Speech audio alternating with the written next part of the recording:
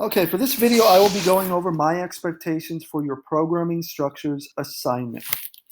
I want to remind you that when you come to your short answer questions, I'm expecting 3 complete sentences at minimum. Remember, we always start off with slide 1 as a short answer, and then at the very end, the next to last slide is always a what do you learn slide. So again, 3 complete sentences for those particular slides.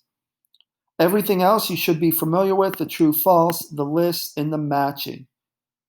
Overview. If you see that I've included a video in the overview, make sure you watch that video. Any questions you may have or any confusion you may run into will be answered most likely by the videos I'm including. When you go to the notes, make sure you pay attention to the notes that are in yellow, that have been underlined or bolded. Those are the important portions of the notes. You're going to see these slides in this assignment. They're called everyday slides. And you're going to see 3 different types: everyday sequences, everyday selections, and everyday loops. What I want you to pay particular attention to is that I'm asking for one example. I say give an example, so just one, of how you use sequence programming structures in the real world. I do not need 3 complete sentences for these slides. Then we move on to your matching. Remember, you're going to see the description over here on the right, and then the terms on the left. Just grab the terms and match them with the correct description.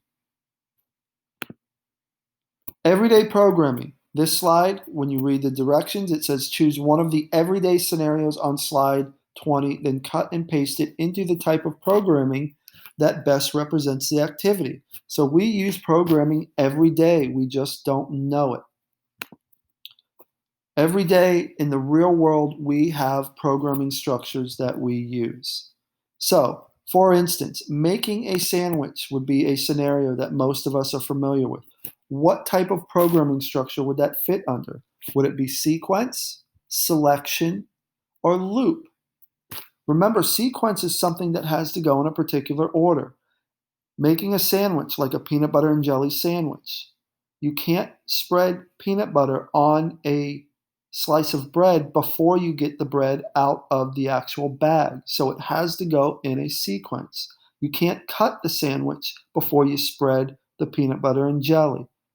So there are definite things that have to be in a particular order. So let's go ahead and cut that off of this slide, and we're going to paste it. And we're going to move it to sequence under the sequence heading, because that is something that has to be in a particular order. Let's go back and review some of these other scenarios. Checking the weather to go play outside. So that is where you are making a selection. You are going to peek out the window and check on the weather. If it's sunny outside, you'll go outside and play. If it's raining, you'll stay inside. So that's a selection programming structure that we do in our real everyday world. And then finally, loops. So something like hammering a nail. You hit it once, you hit it twice, you're repeating the same activity over and over and over again. So that is a loop. Same thing with walking. That is a loop. You're stepping, you're stepping, you're stepping, you're stepping. Those are loop programming structures that we use in our everyday life. So that's what I want you to do for these particular slides, slides 20 and 21. Again, you have a links to learn, a code.org activity. You will click the link, go to the code.org website,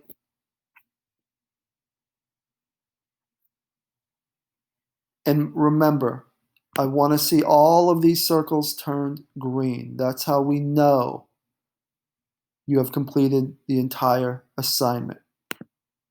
Once you've done that, go ahead and put your print screen here.